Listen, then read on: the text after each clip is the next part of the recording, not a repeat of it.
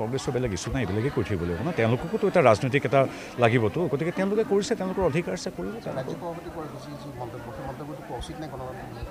নাই গণতান্ত্ৰিকভাৱে কি মন্তব্য কৰিছে মই এতিয়ালৈকে শুনা নাই, প্ৰথম কথা হ'ল। আৰু এগৰাকী সন্মানীয় সভাপতি কি মন্তব্য কৰিছে, তাত আকৌ কংগ্ৰেছে কি টিপ্পনী দিছে, সেইটো লৈ এগৰাকী বেলেগ কাৰ্যকৰ্তাই টিপ্পনী দিয়াটো খুব জৰুৰী বুলি নাভাবোঁ।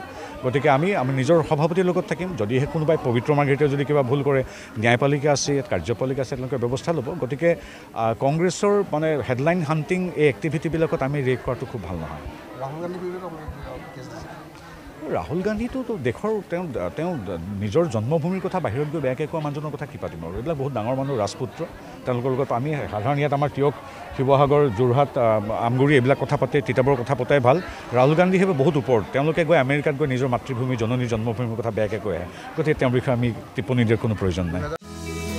আপুনি নৰ্থ ইষ্ট ফুৰিম বুলি ভাবিছে নেকি? আপুনি নৰ্থ ইষ্ট ক'ত কেনেকৈ ফুৰিম বুলি যদি ভাবি আছে, তেতিয়াহ'লে এতিয়াৰ পৰা আৰু চিন্তা নাই। আপনি গাড়ী আছে।